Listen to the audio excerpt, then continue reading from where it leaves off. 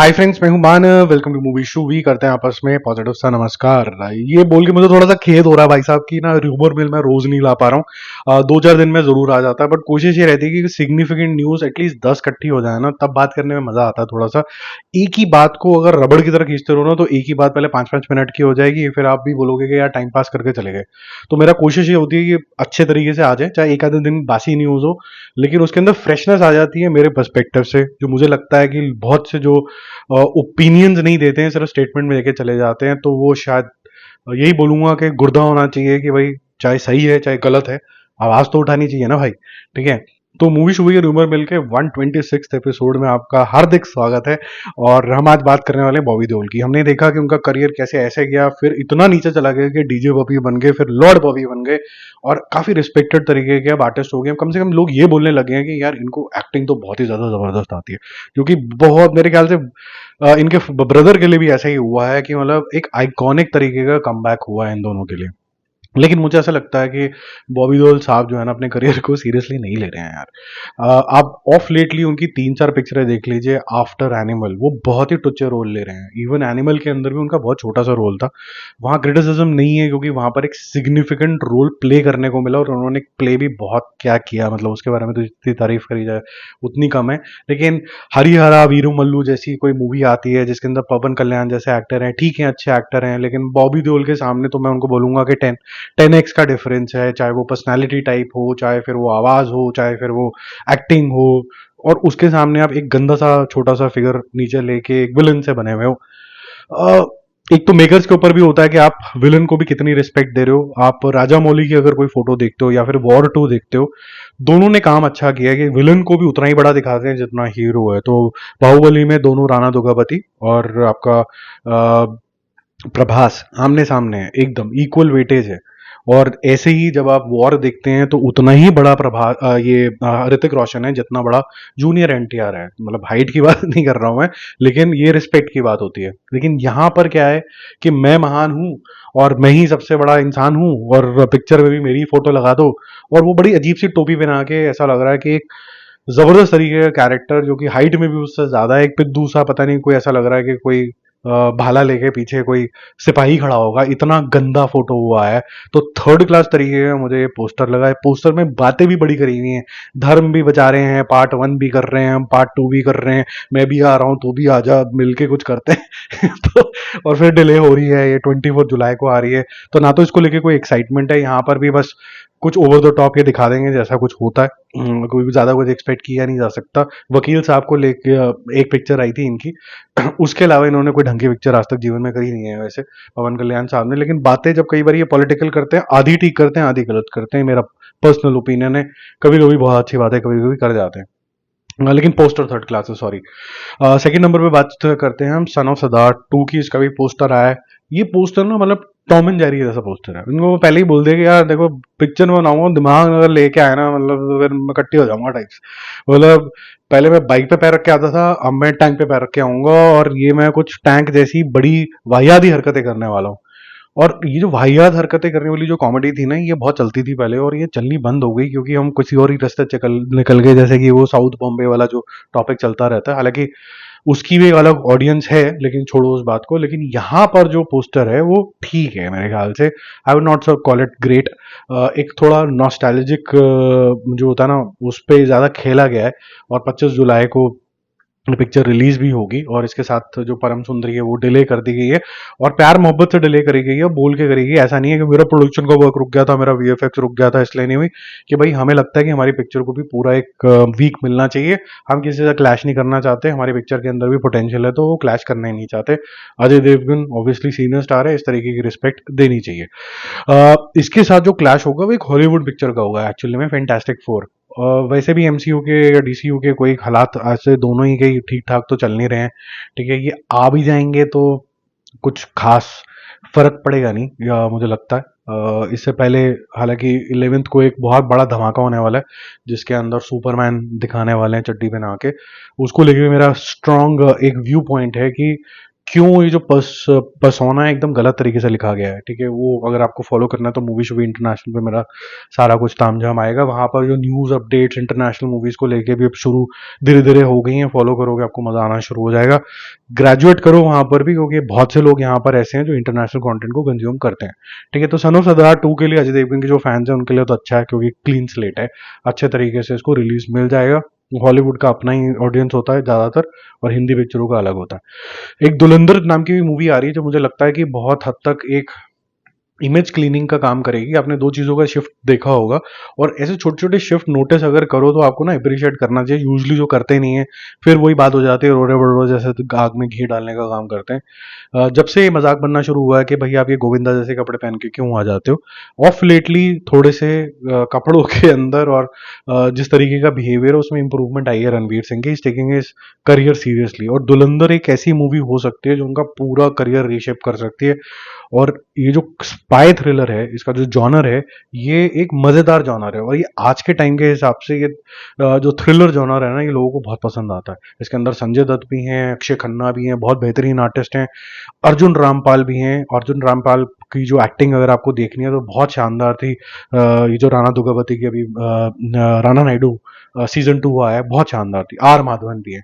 अब एक इंसान जो हीरो है, ऐसे इमेजिन करिए रणवीर सिंह, उसके आसपास इतने सारे धुरंधर ही हैं एक किस्म के आर्टिस्ट, उनके सामने इनको परफॉर्मेंस देनी है, क्या ये कर सकते हैं? उसका आंसर डेफिनेटली आपके मन में यस ही होगा, कोई और आंसर हो नहीं सकता। बस यही है कि वो कंसिस्टेंटली एक्टिंग के ऊपर ज्यादा ध्यान दें, ये जो फालतूगिरी है उससे थोड़ा दूर हो जाए, बिकॉज हमारे पास जेन्युइनली हिंदी बेल्ट के अंदर आर्टिस्ट की कमी है, और फिर हमें नॉट सो टैलेंटेड को भी कंसिडर करना पड़ता है, कार्तिक आर्यन को, बिकॉज वो लुक वुक में ठीक है, हाफ एक्टिंग भी कर लेता है। वो हाफ सुपरस्टार नहीं चाहिए हमें, पूरा सुपरस्टार चाहिए जिसकी एक्टिंग के अंदर रगों के अंदर जोश हो, ठीक है। विकी कौशल उस तरीके के आर्टिस्ट, ठीक है। और इसमें है दम, ये ऑफ ट्रैक हो चुका है। एक्टिंग देखनी है हमें, मतलब ऑरा देखना है हमें, ये सिर्फ टाइम पास वाले आर्टिस्ट जो है ना वो काफी इकट्ठे हो गए हैं, ठीक है। फोर्थ नंबर पे चलते हैं, यहाँ पर रक्षित शेट्टी की बात से आप कितना सहमत हो आप बताना, फिर मैं अपना व्यू पॉइंट बताता हूँ इसके ऊपर। इन्होंने बोला है कि यार एक काम करो हिंदी सिनेमा वालों, 3 लाख रुपए जो तुम दे रहे हो ना रीमेक के लिए, उससे अच्छा 30 लाख रुपए दे दो किसी अच्छे राइटर को, ठीक है। वो कर देगा, अच्छे से ब्रिब लिख देगा। 30 लाख भी क्या, 3 लाख ही बोला शायद उन्होंने। ऐसा कर दो, तुम ये जो करते रहते हो ना 3-3 करोड़ रुपए इतने सारे फेंकते रहते हो, कुछ तो उन्होंने फिगर बोला। अब पहले आप बोलोगे कि भाई मैं अगर बॉलीवुड को प्रेमी हूं, मैं ये हूं, मैं वो हूं, तो बोलेगा कैसे बोल दिया तूने मेरे बॉलीवुड को। बट अगर न्यूट्रल हो, जिसमें कोई आपका फंडम जोन के अंदर नहीं जाते, तो आप बोलोगे कि शायद रक्षित शेट्टी ने ठीक बोला है। आप देखिए कि अगर उस जो एक्चुअल फिगर थी वो थी 30 लाख रुपए से 1 करोड़ रुपए, 5 करोड़ रुपए, इस तरीके से छोटी बड़ी मूवीज का आपको रीमेक राइट्स मिल जाते हैं। और ये जो शाह साहब हैं जिन्होंने गोल्ड माइन बनाया है, वो इसी फिलोसफी पे ही बनाया है। उन्होंने रीमेक के राइट्स लिए, उन्होंने डबिंग के राइट्स ले लेके डबिंग के राइट्स तो उन्होंने कोड़ियों के बाद 10-10 लाख रुपए में, 15-15 लाख रुपए में किसी जमाने में लिए, ठीक है। अब तो मतलब एक जमाना अभी रिसेंटली भी था कि मतलब करोड़ रुपए दे दिए तो बहुत बड़ी बात हो गई। तो यहाँ पर जो उन्होंने बात बोली एकदम ठीक बोली है। आई थिंक जो इन्वेस्टमेंट है हिंदी सिनेमा की, वो राइटर्स में नहीं है, और वो राइटर्स में होगी भी कैसे, क्योंकि प्रोजेक्ट है। तो ये पूरा एक ना अजीब सा लूप होल बन गया, और ये डार्क होल जैसे होता है, वो अपनी तरफ ग्रेविटेट करता है एक सब ऑर्डिनरी चीजों को। तो बहुत कम लोग हैं, छावा छुआ टाइप जो ऐसी चीजें आ रही हैं, ये जो चीजें हैं ये थोड़ा सा रिवाइव करके रख रही हैं बॉलीवुड को। अदरवाइज पूरी कोशिश तो यही है कि प्रोजेक्ट बेसिस का माइंडसेट लेके आओ और बर्बाद तो कर दो, खत्म कर दो हिंदी सिनेमा को। ये खुद ही अपनी ग्रेव डिग कर रहे हैं। और अगर ये रक्षित शेट्टी, ऐसे तो नोबडी है हिंदी सिनेमा के अंदर, लेकिन अच्छा एक्टर है, और 777 चार्ली भी बहुत ही शानदार पिक्चर थी इसकी, और बहुत बेहतरीन एक्सप्रेशंस और इमोशंस डिपिक्ट कर रहे थे अनलाइक अदर साउथ एक्टर्स। तो ये जो इसने बात बोली है, मैं इससे 100% एग्री करता हूँ, बल्कि 1000% एग्री करता हूँ कि नई स्टोरी ले आओ।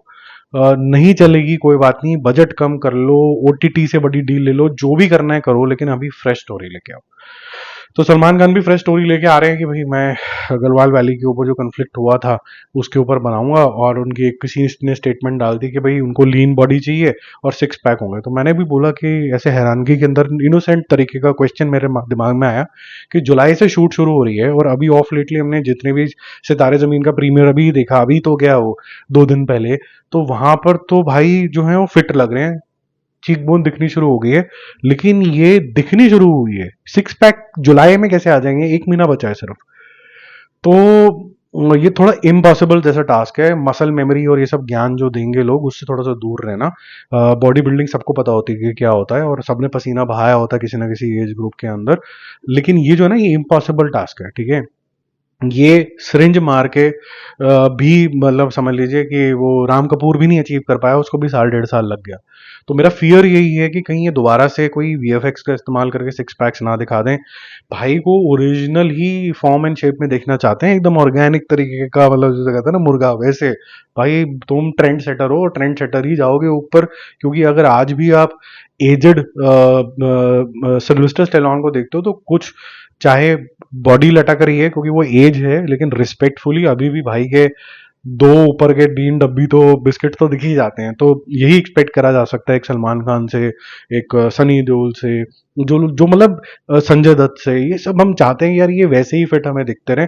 और अब age is just a number, हमें दिखना शुरू हो गया कि लोग 70 साल की उम्र तक भी इस तरीके की फिजिक को मेंटेन करते हैं। और अगर मैं कंटेम्प्रेरीज को भी देखूं, तो I think Shahrukh Khan has maintained a very good physique, और वो मस्कुलर टाइप है, लीन मसल है। तो सलमान खान कैसे अचीव करेंगे पता नहीं, लेकिन कुछ गवारों ने लिखना शुरू कर दिया, तुम सलमान खान को नहीं जानते, सलमान खान अचीव कर सकते हैं, उनके लिए कुछ भी पॉसिबल है। वो लड़ने लग गए, वो माँ बहन की गाली से लेके खानदान तक चले गए। मैं भी चला गया, लेकिन मैं सोच रहा था कि भाई लोगों का दिमाग कहाँ चला गया है यार, मतलब इतनी अंधभक्ति पे भी मत आ जाओ। We love the stars, we know there is no replacement of Salman Khan. His aura and his magnetism is next level. You can't match his aura. We want to see him and we want to see him as भाई। लेकिन इसका मतलब ये तो नहीं है हम अंधभक्त हो जाएंगे। अंधभक्ति की जो बीमारी लग गई है ना देश के अंदर, बड़ी प्रॉब्लम है। आगे चलते हैं। शक्तिमान के बारे में मैंने आपको पहले भी बोला था कि ये सारी खबर सारी झूठी है। ना बेसिल जोसेफ है इसके अंदर, ना रणवीर सिंह है, कुछ नहीं होने वाला है। ये बिल्कुल ठंडा चैप्टर है। और अभी बेसिल जोसेफ ने ये बोल दिया कि नहीं, रणवीर सिंह ही करेंगे, उसने भी डॉज करके आगे निकल दिया। और अगर शक्तिमान को बेसिल जोसेफ बना रहे, तो मेरी समझ के हिसाब से ये डायरेक्टर ठीक नहीं है, ठीक है। इसको शॉर्ट ही रखते हैं। मैं किसी को डिसरिस्पेक्ट नहीं कर रहा हूँ, लेकिन हर एक का अपना जॉनर होता है, एक अपनी स्ट्रेंथ्स होती है। वो अलग बात है कि मेरे को उन्होंने रॉन्ग प्रूफ कर दिया, I am happy to be proven wrong. और वो अलग सा कुछ मेस्मराइजिंग सा कभी बनाते था, बट शक्तिमान को लेके कोई साइंस नहीं हुए हैं, किसी ने कोई पेपर साइन नहीं किए, सब अफवाह है। तो ये र्यूमर ही है। 7 नंबर पे खतरनाक खबर है भाई, jolly LLB 3। Okay, jolly LLB 3 के अंदर हम फार्मर्स के राइट और MSP के बारे में देखने वाले हैं, जहां पर जो फ्लैग बेरर होंगे वो कहीं ना कहीं ये दोनों जॉली LLB होंगे अपने अपने तरीके से, ठीक है। दोनों में फाइट भी होगी, घूसाघासी भी होगी, दूसरे के कपड़ लिटरली भी फाड़ेंगे ये कोर्ट के अंदर भी बाहर भी। जो मजेदार होगा देखना, क्योंकि एक बड़ा स्टार और एक छोटा स्टार को इक्वली ट्रीट किया जाएगा, जो कि बहुत अच्छी बात है हिंदी सिनेमा के लिए। अब ये होगा तो सही, लेकिन अगर आप इस तरीके की बातें करेंगे MSP के ऊपर और फार्मर राइट्स के ऊपर, और ये हम जानते हैं कि हमारे 26 जनवरी वाले दिन हमने कितना अच्छा तांडव किया था, तो ये कहीं उस जोन में ना चला जाए, ठीक है। तो ये थोड़ा आई होप कि इसके ऊपर रिसर्च करी गई हो, जो पार्टीज इसके अंदर इन्वॉल्व हैं, या फिर जो भी चेंजेस इन्वॉल्व हैं या फिर नहीं है, वो कंसल्ट करे गए हो। नहीं तो फिर वो खतरे में आ जाते हैं, एक अच्छी मूवी कहीं खराब ना हो जाए। मुझे डर लग रहा है, जैसे ही मैंने ये पढ़ा मेरे खतरे की घंटी लग गई। मैंने कहा यार ये तो गड़बड़ हो जाएगी मामला। और क्योंकि ये जो दिल्ली NCR और पंजाब एक अच्छा अर्निंग सेंटर है, सो टू से, फॉर अक्षय कुमार, तो ये ऐसा नहीं होना चाहिए। बाकी समझदार को इशारा काफी। आई एम होप कि सबको अच्छे तरीके से साठ गांठ मिला के ही जा रहे होंगे, सिर्फ वन पास ऑफ गवर्नमेंट नहीं बता रहे होंगे। वॉर 2 के बारे में बात करते हैं, जो कि सुनने में तो अच्छा लग रहा है, अब कितना अच्छा होगा वो टाइम बताएगा। क्योंकि जो अयान मुखर्जी का कहना है वो यही है कि मैंने सबसे ज्यादा टाइम स्टोरी और उसके अंदर उत्पन्न होता हुआ कन्फ्लिक्ट, ठीक है, कि ये अराइज होगा कैसे कन्फ्लिक्ट, उसके ऊपर सबसे ज्यादा टाइम दिया। और सेकंड सबसे ज्यादा टाइम दिया गया सेट डिजाइन के ऊपर। आई थिंक इस तरीके की जो पिक्चर होती है लार्जर देन लाइफ, उनमें यही दो चीजें सबसे ज्यादा इंपॉर्टेंट होती हैं। अगर वो इस चीज का नाम ले रहे हैं, तो हम ये बोल सकते हैं कि he is doing something very intelligent. और जो अपग्रेड्स आए हैं इनकी लव स्टोरी से लेके एक लार्ज स्केल पिक्चर को हैंडल करना, ब्रह्मास्त्र जैसी एक अपग्रेड तो आया है। अब इसके ऊपर अपग्रेड ये होगा कि इसको भी ये टाइटर बना दें, लव से थोड़ा दूर रहें, क्योंकि ब्रह्मास्त्र में भी लव का टोन ज्यादा था। और ये जो हम चाहते हैं कि हमारे जो अस्त्र और ये जो ब्रह्मांड में हमने जो कुछ भी अचीवमेंट्स करी हैं, हिंदूज जो भी अचीव करते हुए आए हैं, हमारे जो गॉड्स हैं, उनकी गॉडली चीजें हैं, उनके ऊपर और कन्फ्लिक्ट्स के ऊपर ज्यादा ध्यान हो। तो अगर उन्होंने ब्रह्मास्त्र के टाइम के ऊपर भी ये फीडबैक लिया और ये इंप्लीमेंट करने निकल रहे हैं, तो it's a very good thing. 9th number पे चलते हैं। किंग खान का यानी कि शाहरुख खान का एक इंट्रो सीन जो है वो काफ़ी लाविश तरीके से 200-300 जनों के साथ शूट हो रहा है, और ये जेल सीक्वेंस होगा जिससे उसका इंट्रो होगा। और ये जो लुक है ये ऑलरेडी आउट हो चुकी थी कि भाई जिस तरीके से उन्होंने टैटू टूटू लगा रखे हैं, तो वो फोर्स ऑफ आपको जॉन अब्राहम की याद दिलाएगा। ऑफ कोर्स शाहरुख खान वो डिलीवर इट डिफरेंटली, दोनों एक्टर्स बहुत अलग तरीके के हैं। एक बल्क है जो पटक के मारता है, एक थोड़ा स्टाइलाइज तरीके से करेगा, तो ये एक अच्छा इंट्रोडक्शन होगा। इससे और कॉन्फिडेंस आता चला जा रहा है कि जहां पर हम बोलते हैं कि रीमेक्स को नो बोलो, लेकिन अगर आपको कोई पिक्चर अच्छी लगती है तो get inspired out of it. तो ये जो पिक्चर थी, नाम भी भूल गया हूं मैं अब तो, अच्छा है नाम भी, मेमोरी भी चली जानी चाहिए उसकी, लियोन द प्रोफेशनल। वो उससे काफी बड़ा ये अपग्रेड लग रहा है, और ये अपग्रेड अगर इतना बड़ा होगा तो फिर 2 मिनट की भी उसकी याद नहीं आएगी। शायद प्रिंसिपली एक आदमी किसी को बच्ची को बचा रहा होगा, सिर्फ इतना ही रह जाएगा, जो कि एक कॉमन तरीके का सब्जेक्ट है इसके अंदर, उससे लिंक कुछ नहीं होगा। 10 नंबर पे चलते हैं। इसका लिंकेज ना कहने को हाउसफुल 5 से भी है, और थोड़ी स्लीजी चीज़ों से भी है, और थोड़ा मॉडर्न आउटलुक में जो लौंडे लपाटे कॉन्वर्सेशंस करते हैं उसके लिए भी है। मैं हमेशा बोलता हूँ कि किसी भी जॉनर को ना रोकना नहीं चाहिए, चाहे वो एडल्ट कॉन्वर्सेशन से रिलेटेड हो, चाहे फिर वो एडल्ट ही क्यों ना हो, चाहे गोर हो। यू नेवर नो कि आपको कहाँ ऑडियंस मिलनी शुरू हो जाए, और हर एक का एक अपना ऑडियंस होता है। आपका एज प्रोडक्शन हाउस सिर्फ एक ही फर्ज बनता है कि आप कितना उसका बजट कंट्रोल करके एस्टिमेशन ठीक लगाते हो। तो डेली बेली नाम की एक मूवी आई थी जिसके गाने ब्रिलियंट हैं, आज भी आप सुन लोगे मजा आ जाएगा, और ये बात करते करते भी मैं गाने लूप में लगाने वाला हूँ, इसके बाद एडिटिंग उसके साथ ही करेंगे। ठीक है, तो अभिनय डियो को कुछ स्क्रिप्ट क्रैक करने का मौका मिल गया, और आमिर खान से वो डिस्कशंस के अंदर हैं। आई एम श्योर इसके अंदर सारी खान फैमिली कहीं ना कहीं आएंगी, उनका बेटा भी आएगा, उनका नेफ्यू भी आएगा, सारे लोग इसके अंदर आ जाएंगे, और डेली बेली 2 शायद बनेगी। मुझे लगता है कि ऐसी यंग स्टोरीज की भी काफ़ी कमी है, काफ़ी ज़्यादा कमी है, जो कई बार फलती भी है कि मेरे को अगर कॉलेज का लड़का देखना है ना जेन्युइनली, तो वो नहीं दिखता है। और हमारी यंग पॉपुलेशन है, तो मेरे ख्याल से उन्हीं की लैंग्वेज में बात करना, कभी भी गाली गलौज भी दे देना, लेकिन ये गाली गलौज को हैंडल करना भी आना चाहिए। जैसे टीवीएफ करता है, तो वो क्या करता है कि इसको एज अ स्लैंग यूज करता है, तो जैसे दिल्ली बली में भी हुआ, तो वैसे ही स्लैंग की तरह यूज करें, जिसके अंदर फिंगर पॉइंटिंग नहीं है, इट्स वे पीपल टॉक। और ठीक है, तो मेरे ख्याल से ये अच्छी पिक्चर होनी चाहिए भाई। आगे चलते हैं 11 नंबर पे, बहनें भी ऑल्सो, एक्चुअली दोनों ही सुनते हैं मेरे को। तो असुर 3 रिटर्न आने वाला भाई, जिनको लग रहा था कि स्टोरी खत्म हो गई, नहीं हुई, ऐसा सेंस ऑफ डाउट एंड में भी था जब सीजन 2 खत्म हुआ था कि थोड़ा हल्का इनकम्प्लीट लग रहा है, ऐसा लग रहा है कि इसकी जड़ें और डीपर होंगी। जिसने सब्जेक्ट बहुत अच्छे तरीके से हैंडल किया, उनी सेन पार्ट 1 के अंदर बहुत बढ़िया था, पार्ट 2 के अंदर थोड़ा स्लिप हुआ, क्योंकि शायद बहुत स्केल पे वो इफेक्टिवनेस जो थी वो लूज होती चली आ रही थी। लेकिन अब तो नए डायरेक्टर आने वाले हैं, तो 2026 के एंड में शायद आपको इसका कुछ देखने को मिलेगा, या 2000 अर्ली 27 के अंदर, लेकिन ये बनेगा, तो गुड न्यूज़। दृश्यम 3 की भी शूटिंग का शेड्यूल आ गया है, तो मैंने आपको बता दूं, क्योंकि ये इसलिए इंपॉर्टेंट है न्यूज़, हालांकि 1 सेकंड की न्यूज़ है कि भाई ये 2 अक्टूबर को शुरू होगा। 2 अक्टूबर बड़ी इंपॉर्टेंट जो है वो डेट है इस पिक्चर के लिए। 2 अक्टूबर को ये सारे क्लेश हुए थे, तो 2 अक्टूबर को इसकी शूटिंग शुरू होगी, और 2 अक्टूबर 2026 नेक्स्ट ईयर के अंदर ये रिलीज होगी। बाकी जल्दी मिलते हैं रिव्यूज और अपडेट के साथ। Stay connected, bye bye.